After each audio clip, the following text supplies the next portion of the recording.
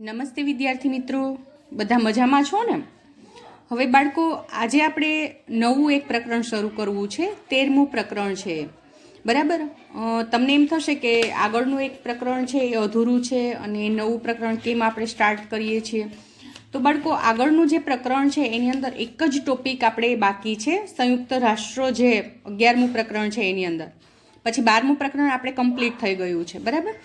તો લગભગ 7-8 કે વધીને 10 મિનિટનો જે ટોપિક છે, એટલે આગળનું નવું પ્રકરણ આપણે સ્ટાર્ટ કરીશું ને એમાં ટોપિક પૂરો થતાં આપણને સમય રહેશે એટલે આપણે આ ટોપિક છે એની અંદર આવરી લેશું, બરાબર. તો અત્યારે આપણે નવું પ્રકરણ સ્ટાર્ટ કરીએ.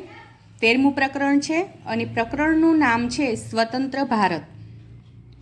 બાળકો, ભારત દેશ છે સ્વતંત્ર થઈ જાય છે તો ત્યાં જ એમની જે બધી સમસ્યાઓ છે એ સમસ્યાઓનું નિરાકરણ નથી થતું, બરાબર. આપણી મેઇન સમસ્યા શું હતી? તો કે અંગ્રેજો છે ભારત પર આપણા પર શાસન કરતા હતા, આપણું શોષણ કરતા હતા. એ આપણી મેઇન સમસ્યા હતી, બરાબર. તો એમાંથી આપણને બધાને છુટકારો જોઈતો હતો. તો હવે છે અંગ્રેજો છે ભારત દેશ છોડીને ચાલ્યા જવાના છે, બરાબર. ભારત છે સ્વતંત્ર થયું. અંગ્રેજોએ નિર્ણય આપી દીધો કે અમે ઓગસ્ટ મહિનાની અંદર તો ભારત છોડીને જતા રહેશું. એટલે કે 15મી ઓગસ્ટ 1947ના રોજ આપણો ભારત દેશ છે આઝાદ થાય છે, એટલે કે સ્વતંત્ર થઈ જાય છે. તો શું બાળકો, અહીંયા આપણી સમસ્યા છે પૂર્ણ થઈ જાય છે? ના, ત્યાર પછી પણ ઘણી બધી એવી સમસ્યા હતી કે જેનું નિરાકરણ લાવવું ખૂબ અગત્યનું હતું. કારણ કે દેશને આપણે એક બનાવવો હતો, બરાબર. તો એક ક્યારે બનાવી શકીએ? કે જ્યારે અંદરોઅંદરના જે મતભેદ છે એ મતભેદ દૂર કરી શકાય, બધાને એક જ સાથે આપણે લઈને ચાલીએ ત્યારે છે આપણે આપણી આ બધી સમસ્યાઓમાંથી મુક્ત થઈ શકીએ. તો ચાલો જોઈએ કે એની અંદર પહેલો ટોપિક શું આવે છે. તો બાળકો, પહેલો ટોપિક આવે છે રાજ્યની રચના અને પુનઃરચના. તો હવે તમને પ્રશ્ન એ થવો જોઈએ કે રાજ્યની રચના શા માટે, બરાબર. તો બાળકો, રાજ્યોની રચના એટલા માટે કે ભારત જ્યારે આઝાદ થાય છે ત્યારે આપણા ભારત દેશની અંદર નાના મોટા 562 દેશી રજવાડાઓ હતા, બરાબર. આપણને ખ્યાલ છે કે રાજાશાહી સરકાર આપણે અહીંયા ચાલતી હતી. તો એ ફરી પાછું જો એમને એમ રહેવા દઈએ તો એ બધા રાજાઓ શું કરશે? ફરી પાછા અંદરો-અંદર લડાઈ ઝઘડા કરશે. શેના માટેથી કરશે? પોતપોતાનો સરહદી વિસ્તાર વધારવા માટે. તો ફરી પાછા આપણે એની એ જ પરિસ્થિતિની અંદર ન મુકાઈએ એના માટેથી જરૂરી હતું કે આપણે રાજ્યની પુનઃરચના અથવા તો રાજ્યોનું પુનઃગઠન એવો શબ્દ પણ વાપરવામાં આવે છે, એ અતિ આવશ્યક છે. હવે ભારત છે આઝાદ થયું અને દેશી રાજ્યનું એકીકરણ થયું. આપણે અગાઉ ભણી ગયા કે દેશી રાજ્ય એટલે કે આ 562 દેશી રજવાડા હતા એનું વિલીનીકરણ કર્યું. આગેવાની કોણે લીધી? સરદાર વલ્લભભાઈ પટેલ. 3 એવા નીકળ્યા કે જે થોડુંક આમ અસમંજસમાં હતું. રાજા છે એ પાકિસ્તાન સાથે જોડાવા માગતા હોય, પ્રજા ભારતમાં રહેવા માગતી હોય, બરાબર. આવું જુનાગઢ, હૈદરાબાદ અને કાશ્મીરનો પ્રશ્ન હતો, એનું પણ નિરાકરણ આવી ગયું. હવે બધા એક થઈ ગયા. હવે પ્રશ્ન એ આવે છે કે આપણે એકતંત્રી નહીં પણ સંઘી વ્યવસ્થા છે સ્વીકારી છે. એટલે ભારત દેશ છે એ સંઘ રાજ્યનો બનેલો દેશ છે એમ આપણે કહી શકીએ.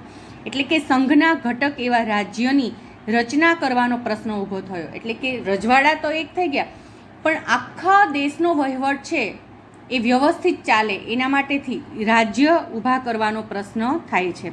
અગાઉના બ્રિટિશ પ્રાંત અને દેશી રાજ્યોના એકીકરણ થકી ઊભા થયેલા એકમોનું શરૂઆતમાં અ, બ, ક અને ડ એમ 4 વર્ગોમાં વિભાજન કરવામાં આવ્યું. હવે આ 4 વર્ગ ક્યાં છે એ આપણે જોઈએ, બરાબર. બાળકો, મારી પાસે એક રેફરન્સ બુક છે. રેફરન્સ બુકનો યુઝ કરી અને હું તમને એ સમજાવું છું કે અ, બ, ક, ડ અહીંયા આપણે ABCD એમ નામ આપ્યું છે. જો 1949 મુજબ આપણું જે મૂળ બંધારણ છે એ બંધારણમાં દર્શાવેલ રાજ્ય, કુલ રાજ્ય કેટલા? 29 છે. હવે એમાં અ, બ, ક, ડ 4 વિભાગ પાડેલા છે. ક વર્ગના બ્રિટિશ પ્રાંત પ્લસ 216 દેશી રજવાડા. એની અંદર કોનો સમાવેશ થાય છે? તો કે મુંબઈ, મધ્યપ્રદેશ, મદ્રાસ, બિહાર, ઓરિસ્સા, સંયુક્ત પ્રાંત, પશ્ચિમ બંગાળ, અસમ અને પંજાબ. પછી બી, જેને ખ વર્ગમાં મૂકવામાં આવ્યો છે, એમાં 275 દેશી રજવાડા દ્વારા નવનિર્મિત મૈસૂર, મધ્ય ભારત, હૈદરાબાદ, જમ્મુ કાશ્મીર, સૌરાષ્ટ્ર, પટિયાલા અને પૂર્વી પંજાબ, રાજસ્થાન, ત્રાવણકોર જે કોચીન કહીએ છીએ અને વિંધ્ય પ્રદેશ એમનો સમાવેશ છે.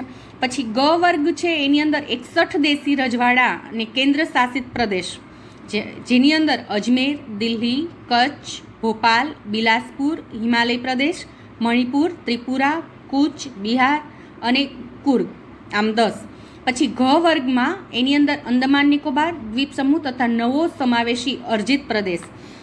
તો આ જે આપણે ABCD એટલે કે આપણા પાઠ્યપુસ્તકમાં અબકડ નામ આપેલ છે, તો એ આપણા જે જૂના રાજ્ય છે એ રાજ્ય આપેલા છે. જેમ હમણાં આપણે અહીંયા જોયું પાઠ્યપુસ્તકની અંદર કે અબકડ એમ 4 વર્ગમાં વિભાજન કરવામાં આવ્યું હતું.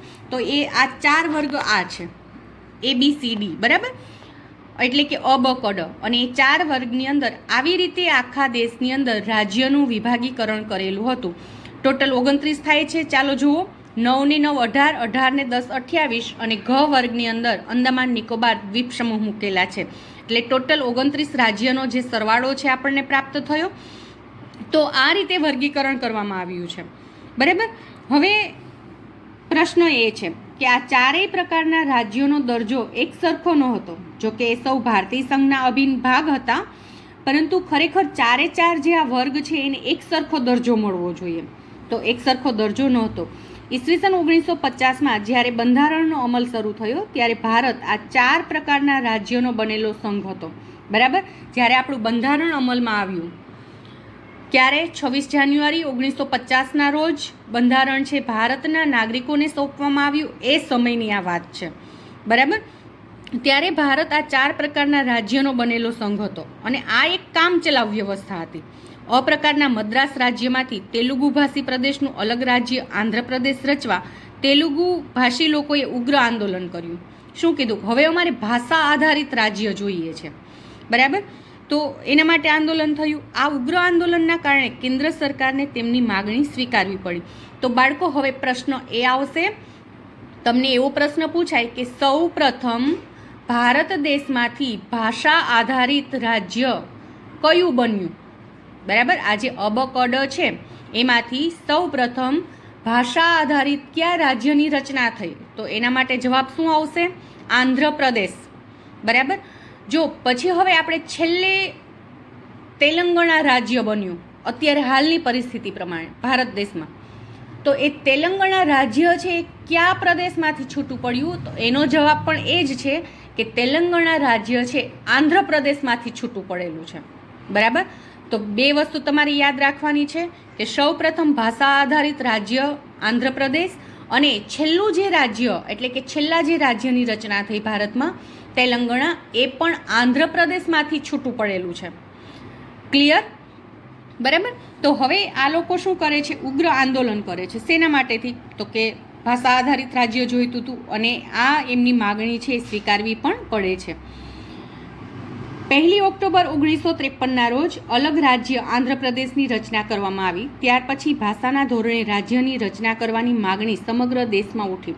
જો બાળકો, અહીંયા પ્રશ્નોનું સમાધાન નથી થતું, પણ પ્રશ્નો ફરીને ફરી ઊભા થાય છે.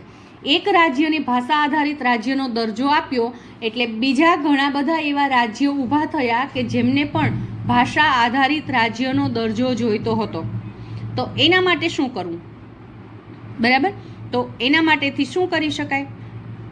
તો જોઈએ આપણે એના માટેથી શું કરવામાં આવ્યું છે. કેન્દ્ર સરકારે રાજ્યની પુનઃરચનાનો અભ્યાસ કરી જરૂરી ભલામણ કરવા રાજ્ય પુનઃરચના પંચની નિમણૂક કરી ભારતની સર્વોચ્ચ અદાલતના પૂર્વ ન્યાયમૂર્તિ ફઝલ અલીને અધ્યક્ષ પદે નીમવામાં આવ્યા. અને આ પંચનો અહેવાલ મળ્યા પછી સંસદમાં રાજ્યની પુનઃરચના કરતો ખરડો પસાર થયો અને 1 નવેમ્બર 1956થી તેનો અમલ છે કરવામાં આવ્યો છે. તો પહેલું જે આયોગ તૈયાર થાય છે, આયોગ મતલબ કે એક કમિટી હોય છે કે જેની અંદર 5 કે 6 સભ્યો હોય, તો એ સાથે મળીને કાર્ય કરતા હોય. તો નિવૃત્ત જજ છે ફઝલ અલી સાહેબ, એમના અધ્યક્ષ સ્થાને આ એક કમિટીની રચના થઈ. એટલે આ જે આયોગ છે એ આયોગને ફઝલ અલી આયોગ તરીકે ઓળખવામાં આવે છે. તો બાળકો, આ ફઝલ અલી આયોગનું કાર્ય શું હતું? તો કે રાજ્ય પુનઃગઠન આયોગ તરીકે ઓળખાય છે. એટલે કે રાજ્યનું પુનઃગઠન કરવાનું કામ છે આ ફઝલ અલી નિવૃત્ત ન્યાયમૂર્તિ, બરાબર, પૂર્વ ન્યાયમૂર્તિ, એમના અધ્યક્ષ પદે નીમવામાં આવ્યા છે. જો આંધ્રપ્રદેશના નિર્માણ પછી અન્ય ક્ષેત્રમાંથી પણ ભાષા આધારિત રાજ્યની રચના કરવાની માંગ ઊભી થવા માંડી. આથી ભારત સરકાર છે ડિસેમ્બર 1953માં એક 3 સભ્યના આયોગની રચના કરે છે. એ 3 સભ્યના આયોગની રચના, જેના અધ્યક્ષ ફઝલ અલી સાહેબ છે અને જેમાં અન્ય 2 સભ્યોમાં કે.એમ. પાણીકર અને હૃદયનાથ કુંજરૂ હતા. બાળકો, આપણા પાઠ્યપુસ્તકની અંદર આ માહિતી નથી આપેલી, પરંતુ હું તમને અલગથી એ માહિતી આપું છું. તમને એ ખ્યાલ હોવો જોઈએ કે આ જે ફઝલ અલી સાહેબ છે એમાં કેટલા સભ્ય હતા એ આયોગની અંદર, એ કમિટીમાં. તો એમાં 3 સભ્યો હતા. કોણ કોણ? એક તો ફઝલ અલી સાહેબ પોતે, બીજા છે કે.એમ. પાણીકર અને ત્રીજા છે હૃદયનાથ કુંજરૂ. હવે ફઝલ અલી આયોગ છે 1955માં પોતાનો રિપોર્ટ આપે છે. આખું કામ કરી લીધું કે કેવી રીતે આપણે અલગ આ રાજ્યનું પુનઃગઠન કરીશું. રિપોર્ટ તૈયાર થઈ જાય છે અને 1955માં રિપોર્ટ આપે છે, જેનો મહદ અંશે સ્વીકાર કરવામાં આવ્યો. એટલે કે મોટા ભાગે સ્વીકાર કર્યો. અમુક બાબત એવી પણ હોય કે જે માન્ય ન હોય તો એ રદ કરવામાં આવે, પરંતુ મોટા ભાગની બાબત છે એનો સ્વીકાર થાય છે. શું હતું એની અંદર એ જોઈએ આપણે. રાજ્યનું પુનઃગઠન દેશની એકતા, સુરક્ષા, આર્થિક અને વહીવટી આવશ્યકતાઓને ધ્યાનમાં રાખીને તથા લોકોના કલ્યાણને ધ્યાનમાં રાખીને કરવામાં આવે. બીજું, ભાષા અને સંસ્કૃતિના આધારે રાજ્ય પુનઃગઠનનો વિરોધ. ત્રીજું, 4 વર્ગો ક, ખ, ગ, ઘ એટલે કે ABCDમાં વિભાજિત રાજ્ય વ્યવસ્થાને સમાપ્ત કરી અને 16 રાજ્ય અને 3 કેન્દ્ર શાસિત પ્રદેશ બનાવવામાં આવે. તો ખરેખર આમનું એક સરાહનીય કામ હતું એમ આપણે કહી શકીએ. જેને આપણે સરાહનીય શબ્દનો અર્થ એવો થાય છે કે જેને આપણે એમ કહી શકીએ કે ખૂબ સરસ કામ હતું એમ, બરાબર. જો એને શું કીધું, દેશની એકતા અને સુરક્ષાને ધ્યાનમાં લઈને આ કરવામાં આવે કામ, લોક કલ્યાણને ધ્યાનમાં રાખીને. પછી કેવા રાજ્યની રચના નહીં કરવાની? તો કે ભાષા અને સંસ્કૃતિના આધારે રાજ્ય નહીં બનાવવાના, કે આ ગુજરાતી ભાષા બોલે છે, કે આ હિન્દી ભાષી છે, કે આ ઉર્દુ ભાષી છે, બરાબર. એવી ભાષા આધારિત રાજ્ય ન હોવા જોઈએ અને સંસ્કૃતિના આધારે પણ રાજ્ય રચના ન થવી જોઈએ. પછી જે આપણે 4 અબકડ જોયું, જેની અંદર 29 રાજ્ય હતા, એ સમાપ્ત કરી દેવું. એની જગ્યાએ 16 રાજ્ય બનાવવા અને 3 કેન્દ્ર શાસિત પ્રદેશ બનાવવા. આ ફઝલ અલી આયોગે સૂચન કર્યું. હવે ભારતીય સંસદ દ્વારા કેટલાક પરિવર્તન સાથે આ રિપોર્ટ છે એ સ્વીકારવામાં આવે છે અને 7મા બંધારણીય સુધારા 1956 દ્વારા 4 વર્ગના રાજ્યને સમાપ્ત કરી 1 નવેમ્બર 1956થી 14 રાજ્ય અને 6 કેન્દ્ર શાસિત પ્રદેશનું ગઠન કરવામાં આવે છે. ક્યાં ક્યાં એ 14 રાજ્ય હતા? આંધ્રપ્રદેશ, આસામ, બોમ્બે, જમ્મુ કાશ્મીર, બિહાર, પશ્ચિમ બંગાળ, ઉત્તર પ્રદેશ, મધ્યપ્રદેશ, કેરળ, રાજસ્થાન, પંજાબ, ઓરિસ્સા, મૈસૂર અને મદ્રાસ. આ 4 રાજ્ય છે એ બનાવવામાં આવે છે, બરાબર. અને 6 કેન્દ્ર શાસિત પ્રદેશ. તો એ 6 કેન્દ્ર શાસિત પ્રદેશની અંદર કયા કયા પ્રદેશનો સમાવેશ થાય છે? તો એની અંદર આવે છે દિલ્હી, હિમાચલ પ્રદેશ, લાક્ષાદ્વીપ એટલે જેને આપણે લક્ષદ્વીપ કહીએ છીએ, બરાબર. મિનિકાર્ય અને અમીનદીવી, અંદમાન નિકોબાર જે આપણે કહીએ છીએ એ દ્વીપ સમૂહો. અંદમાન નિકોબાર દ્વીપ સમૂહ, મણિપુર, ત્રિપુરા. એટલે કે લક્ષદ્વીપ જે આપણે ટાપુ છે એની બાજુમાં તમે ભારતનો નકશો જોશો ને તો ખ્યાલ આવશે. થોડાક અંતરે ફરી પાછા નાના નાના ડોટ્સ આપેલા છે, બરાબર. તો એ મિનિકાર્ય અને અમીનદીવી તરીકે ઓળખવામાં આવે છે. ત્યાર પછી અંદમાન અને નિકોબાર દ્વીપ સમૂહ, મણિપુર અને ત્રિપુરા આ 6 કેન્દ્ર શાસિત પ્રદેશની રચના કરવામાં આવે છે, બરાબર. પછી જોઈએ આગળ આપણે કે આ 4 પ્રકારના રાજ્ય છે એ રદ થયા અને 14 રાજ્ય, 6 કેન્દ્ર શાસિત પ્રદેશ છે એની પુનઃરચના છે કરવામાં આવે છે, બરાબર. હવે આ જે 14 રાજ્ય તૈયાર થયા એમાં મોટા ભાગના રાજ્ય છે એની રચના ભાષાને ધોરણે થઈ હતી. જો ફઝલ અલી આયોગે શું કહ્યું હતું કે ભાષા અને સંસ્કૃતિના આધારે રાજ્યનું પુનઃગઠન ન થવું જોઈએ, પરંતુ આ જે 14 રાજ્ય બને છે એમાંથી મોટા ભાગના ભાષા આધારિત રાજ્ય હતા. પણ એમાં પંજાબ અને બોમ્બે અપવાદ હતું. બોમ્બે પ્રાંતમાં મરાઠી અને ગુજરાતી એમ 2 ભાષી વિસ્તારોનો સમાવેશ થતો હતો. એની સામે ગુજરાત અને મહારાષ્ટ્રમાં ભાષાને ધોરણે રાજ્યની રચના કરવા માટેનું ઉગ્ર આંદોલન શરૂ થયું. એટલે બાળકો જો અહીંયા તમને એક નવી માહિતી જાણવા મળે છે કે પહેલાં મહારાષ્ટ્ર અને ગુજરાત બંને એક હતું, પછી એમાંથી વિભાજન થાય છે અને ગુજરાતી ભાષીઓ અલગ પડે છે જે ગુજરાત રાજ્યની અંદર રહે છે, મરાઠી ભાષીઓ અલગ પડે છે જે મહારાષ્ટ્ર રાજ્યની અંદર રહે છે. બરાબર. પછીની જે ચળવળ આવે છે બાળકો, એ ચળવળ છે મહાગુજરાત ચળવળ. હવે કયું આંદોલન થાય છે, કઈ ચળવળ ચાલે છે? તો કે મહારાષ્ટ્ર એટલે કે જેને આપણે બોમ્બે તરીકે ઓળખીએ છીએ, જેની અંદર ગુજરાત અને મહારાષ્ટ્ર એટલે કે મરાઠી ભાષી ને ગુજરાતી ભાષી બંને સાથે રહેતા હતા, તો એ બંનેને હવે અલગ થવું હતું. એટલે મહાગુજરાત ચળવળ ચાલે છે. સંસદમાં દ્વિભાષી રાજ્યનો ઠરાવ સ્વીકારાયો. તે જ દિવસે અમદાવાદના લો કોલેજના વિદ્યાર્થીઓની સભામાં પગલા સમિતિની રચના કરવામાં આવી અને વિદ્યાર્થીઓએ સ્વયંભૂ દેખાવો શરૂ કર્યા, જે ઘટનાએ આંદોલનને ધીમે ધીમે ઉગ્ર બનાવે છે. એટલે કે મહારાષ્ટ્રમાંથી ગુજરાતી ભાષી અને મરાઠી ભાષી અલગ થાય, 2 અલગ રાજ્યની રચના થાય, એના માટે ઉગ્ર આંદોલન થાય છે. હવે મહાગુજરાત ચળવળના રાહબર કોણ હતા? ઇન્દુલાલ યાજ્ઞિક. બરાબર. મહાગુજરાતની આ ચળવળ ધીમે ધીમે હિંસક બની. તોફાનો તથા ગોળીબારથી લોકમત વધુ ઉશ્કેરાયો. આ આંદોલનને ઇન્દુલાલ યાજ્ઞિક, જયંતી દલાલ, બ્રહ્મકુમાર ભટ્ટ વગેરે નેતાઓનું માર્ગદર્શન મળે છે અને આ આંદોલન લોક આંદોલન બન્યું અને સમગ્ર ગુજરાતમાં પ્રસરે છે. ઇન્દુલાલ યાજ્ઞિક જે છે એમની આગેવાની હેઠળ મહાગુજરાત માટે ચળવળ કરનાર બધા રાજકીય પક્ષોએ સપ્ટેમ્બર 1956માં મહાગુજરાત જનતા પરિષદની સ્થાપના કરે છે અને ગુજરાતના અલગ રાજ્ય માટેની ચળવળ આ પરિષદે ચાલુ રાખી. લોકો રાષ્ટ્રીય નેતાઓની સભા વખતે જાતે બંધ પાડીને તેનો બહિષ્કાર કરતા. ઇન્દુલાલ યાજ્ઞિકને સાંભળવા માટે લોકો છે ઉમટી પડતા હતા. આ રીતે લડત ઉગ્ર બનતી ગઈ અને ઇન્દુલાલ યાજ્ઞિક જગતના ચાચા બન્યા. એટલે કે ઇન્દુલાલ યાજ્ઞિકને એક નવું બિરુદ આપવામાં આવે છે અને એ બિરુદ એટલે જગતના ચાચાનું બિરુદ છે એને આપવામાં આવે છે. હવે બાળકો આપણે એ જોવાનું છે કે 1956 ત્યાર પછી નવા જે રાજ્ય બને છે એ રાજ્ય ક્યાં ક્યાં હતા? બરાબર. તો સૌપ્રથમ તો મહારાષ્ટ્ર અને ગુજરાત 1960ની અંદર ગુજરાત છે ભારતનું 15મું નવું રાજ્ય બને છે. 14 રાજ્ય તો ઓલરેડી હતા, એમાંથી 15મું નવું રાજ્ય કયું બને છે? ગુજરાત 1960માં. પછી દાદરાનગર હવેલી 1961માં કેન્દ્ર શાસિત પ્રદેશ બને છે અને 10મો બંધારણીય સુધારો કરવામાં આવે છે. ત્યાર પછી પુડુચેરી 1962માં.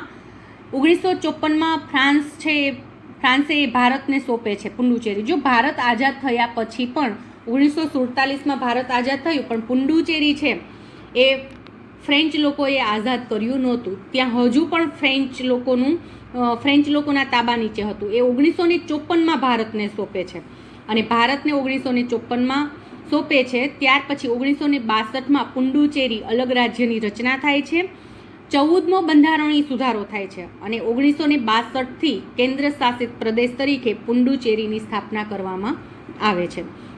પછી ગોવા, દમણ, દીવ જે 1962માં એની રચના થાય છે. એટલે કે 1961માં પોર્ટુગીઝો પાસેથી ભારતે કબજો લીધો. જો દીવ, દમણ અને ગોવા ત્યાં કોનો હજુ હાલમાં કબજો હતો?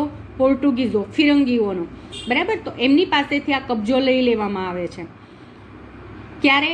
1961માં. અને પછી 1962માં ગોવા, દમણ અને દીવ એક કેન્દ્ર શાસિત પ્રદેશ બને છે. કેટલામો બંધારણીય સુધારો આવે છે? 12મો. 1987માં ગોવા છે એ 1987 આપણે જોઈએ તો 1987માં ગોવા અલગ રાજ્ય બન્યું તથા દીવ દમણ છે કેન્દ્ર શાસિત પ્રદેશ તરીકે ચાલુ રહે છે. બરાબર. પછી નાગાલેન્ડ 1963માં. નાગા આંદોલનના કારણે આસામથી અલગ કરી 1963માં નાગાલેન્ડ છે અલગ રાજ્ય બનાવવામાં આવે છે અને 16મું રાજ્ય છે. ત્યાર પછી હરિયાણા, ચંદીગઢ 1966માં શીખ માટે અલગ રાજ્યની માંગ હતી. આ અકાલી દળના નેતા માસ્ટર તારાસિંહના નેતૃત્વમાં આંદોલન થયું. આથી શાહ આયોગ 1966ની ભલામણથી પંજાબનું 2 વિભાગમાં વિભાજન થાય છે. પંજાબી ભાષી પંજાબ અને હિન્દી ભાષી હરિયાણા એ બંને અલગ રાજ્ય બને છે. પછી 1966માં હરિયાણા અલગ રાજ્ય અને ચંદીગઢ કેન્દ્ર શાસિત જાહેર થાય છે. હરિયાણા છે એ 17મું રાજ્ય થાય છે. પછી આવે છે હિમાચલ પ્રદેશ 1971. 1954માં બન્યું, જે 1956ના રાજ્ય પુનઃગઠન આયોગ મુજબ કેન્દ્ર શાસિત જાહેર થયું હતું. જો હિમાચલ પ્રદેશ છે ખરેખર બને છે ક્યારે 1956માં, પણ 1956માં બને છે ને ત્યારે કેન્દ્ર શાસિત પ્રદેશમાં એને મૂકેલું હતું. પણ હવે હિમાચલ પ્રદેશ છે એ રાજ્ય તરીકે ઘોષિત થાય છે. કઈ સાલમાં? 1971માં. બરાબર. અને 1971થી એમને રાજ્યનો દરજ્જો મળે છે અને હિમાચલ પ્રદેશ છે 18મું રાજ્ય તૈયાર થાય છે. બરાબર. તો આપણે અહીંયા 18 રાજ્ય સુધી જોયા. પછી હજુ આગળ આપણે જોઈશું, પરંતુ એ પહેલાં આપણે જોવાનું છે કે ગુજરાત રાજ્યની સ્થાપના ક્યારે થાય છે. તો ઉગ્ર ચળવળના પરિણામે સંસદે 1960ના મુંબઈના દ્વિભાષી જે આ રાજ્ય છે એનું વિભાજન કરીને, બરાબર, વિભાજન કરવું એટલે ભાગલા પાડવા, વિભાજન કરીને મહારાષ્ટ્ર અને ગુજરાત રાજ્યની અલગ રચના કરી. નવા ગુજરાત રાજ્યનું ઉદ્ઘાટન છે પૂજ્ય રવિશંકર મહારાજના હસ્તે કરવામાં આવે છે. અને 1 મે 1960ના રોજ રવિશંકર મહારાજે સાબરમતી આશ્રમ અમદાવાદ ખાતે નવા ગુજરાત રાજ્યનો મંગળ પ્રારંભ કરાવી અને આશીર્વચન પાઠવ્યા. ગુજરાતના પ્રથમ રાજ્યપાલ તરીકે મહેંદી નવાઝ જંગ તથા મુખ્યમંત્રી તરીકે ડૉક્ટર જીવરાજ મહેતાએ કાર્યભાર છે સંભાળે છે. એટલે કે આપણા પ્રથમ રાજ્યપાલ કોણ હતા ગુજરાત રાજ્યના? જો બાળકો કોમ્પિટિટિવ એક્ઝામ તમે તૈયારી કરતા હો કોઈ, બરાબર, અથવા તો જીકેની અંદર જે બાળકોને વધારે ઇન્ટરેસ્ટ છે એમના માટે ખાસ જાણવા જેવી આ માહિતી છે કે પ્રશ્ન વારંવાર આવા પૂછી શકે કે આપણા પ્રથમ રાજ્યપાલ કોણ હતા ગુજરાત રાજ્યના? બરાબર. તો એ આવશે મહેંદી નવાઝ જંગ. અને પ્રથમ મુખ્યમંત્રી કોણ હતા? તો એ આવશે ડૉક્ટર જીવરાજ મહેતા. બરાબર. એટલે કે બોમ્બે શહેરનું હાલનું નામ શું છે? અત્યારે મુંબઈ છે. અને ભારતમાં આવા અન્ય શહેરો પણ છે જેનું બીજું નામ હોય. તો ઘણા બધા એવા શહેર છે કે ભારત સ્વતંત્ર થયું ત્યારે કંઈક અલગ નામ એમનું હોય ને પછી એમને અલગ નામ આપ્યું હોય. તો એવા જે શહેરો છે એના નામની યાદી તમારે તૈયાર કરવાની છે. બરાબર. તો ખ્યાલ આવી ગયો. હવે હાલનું ગુજરાત રાજ્ય અત્યારે પણ મુંબઈ રાજ્ય હેઠળ હોય તો આ તમારા માટે પ્રશ્ન છે, તો શું થાય? બરાબર. તો ગુજરાત રાજ્યનો નકશો કેવો હોય, ગુજરાતની અંદર કેવી સંસ્કૃતિ હોય, ઘણું બધું વિચારવા લાયક છે. બરાબર. તો ત્યાર પછી આપણે જે આગળ હમણાં રાજ્યની અંદર જોયું, ફ્રેન્ચ અને પોર્ટુગીઝ સંસ્થાઓનું ભારત સંઘ સાથે જોડાણ. તો 26 જાન્યુઆરી 1950ના રોજ એક સ્વતંત્ર સાર્વભૌમ રાષ્ટ્ર તરીકે ભારતનો ઉદય થયો. ત્યારે હજુ કેટલાક પ્રદેશ ફ્રેન્ચ અને પોર્ટુગીઝના હસ્તક હતા. જે હમણાં આપણે આગળ જોયું તો એ ક્યાં ક્યાં હતા? તો કે પુંડુચેરી છે ફ્રાન્સના કબજામાં હતું. 1954 સુધી એમના કબજામાં રહ્યું. 1954 એમણે ભારતને સોંપ્યું. બરાબર. અને ત્યારે 14મો બંધારણીય સુધારો કરવામાં આવ્યો અને પુંડુચેરીને 1962થી કેન્દ્ર શાસિત પ્રદેશનો દરજ્જો છે આપવામાં આવે છે. પુંડુચેરી છે એની અંદર કરેકલ એટલે કે તમિલનાડુ, માહે એટલે કે કેરળ, યનામ એટલે આંધ્રપ્રદેશ અને ચંદ્રનગર પશ્ચિમ બંગાળ પર ફ્રેન્ચનો અંકુશ હતો. આ સિવાય પણ ઘણા બધા એવા હતા કે જ્યાં ફ્રેન્ચનો અંકુશ હતો. બરાબર. એટલે કે ફક્ત પોંડિચેરી જ નહીં પણ આમ કેરળ, તમિલનાડુ એ બધા પર ફ્રેન્ચનો અંકુશ હતો. આ વિસ્તારના લોકોની ઈચ્છા ભારતીય સંઘમાં ભળવાની હતી. એ માટે તેઓ ઉગ્ર ચળવળો ચલાવી.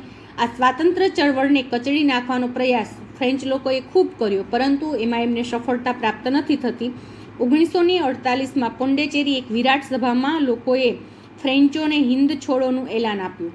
એટલે કે ત્યાંની પ્રજા પણ સ્વતંત્ર થવા માંગતી હતી અને એ પ્રજાએ પણ એમને હિન્દ છોડોનું એલાન કર્યું કે તમારે હવે ભારત છોડીને જતું રહેવાનું જ છે. અને ઉગ્ર જે કંઈ ચળવળો ચલાવી પડી એ પણ એ લોકોએ કરી. અને આ પ્રશ્નનું શાંતિમય સમાધાન કરવા ભારત સરકારે ફ્રેન્ચ સરકાર સાથે વાટાઘાટો કરી, એટલે કે બેઠકો કરી. અને છેવટે ફ્રેન્ચ સરકાર સહમત થઈ અને 31મી ઓક્ટોબર 1954ના રોજ આ ફ્રેન્ચ વસાહત એટલે કે ફ્રેન્ચ લોકો છે એ ભારતને સુપરત કર્યું પુંડિચેરી, અને બીજી આ જે પશ્ચિમ બંગાળ ને તમિલનાડુ ને કેરળ ને એ બધું ભારતને સોંપી અને 1954માં એ લોકો છે ચાલ્યા જાય છે, બરાબર. ત્યાર પછી હજુ ગોવા, દીવ, દમણનું જોડાણ, એટલે કે ફક્ત પુંડુચેરી જ નહીં, પુંડુચેરી છે, પશ્ચિમ બંગાળ છે, યનામ, આંધ્રપ્રદેશ, કેરળ, તમિલનાડુ, કરેકલ એ બધા ફ્રેન્ચના તાબા હેઠળ હતા. પરંતુ હજુ પોર્ટુગીઝો છે એ પણ ભારત છોડીને નહોતા ગયા. બાળકો, ભારત દેશની અંદર સૌ પ્રથમ યુરોપી પ્રજા જે આવનાર છે એ હતા પોર્ટુગીઝ. તો તમને 2 પ્રશ્ન મળશે કે સૌ પ્રથમ ભારત દેશની અંદર આવનાર યુરોપી પ્રજા કઈ હતી, તો એ આવશે પોર્ટુગીઝ. પછી એવો પણ પ્રશ્ન આવશે કે સૌથી છેલ્લે ભારત છોડીને જનાર યુરોપી પ્રજા કઈ હતી, તો સૌથી છેલ્લે ભારત છોડીને જનાર યુરોપી પ્રજા એ હતી પોર્ટુગીઝ, એટલે કે ફિરંગીઓ, બરાબર. પછી આવે છે ફિરંગી. હવે ફિરંગીઓ પાસેથી પણ ભારતના જે પ્રદેશ હતા એમના તાબા હેઠળ એ આપણે છોડાવવાના છે. તો આ જે ટોપિક છે એ આપણે નેક્સ્ટ લેક્ચરની અંદર જોઈશું. અત્યાર સુધી આપણે આટલું રાખીશું. Thank you.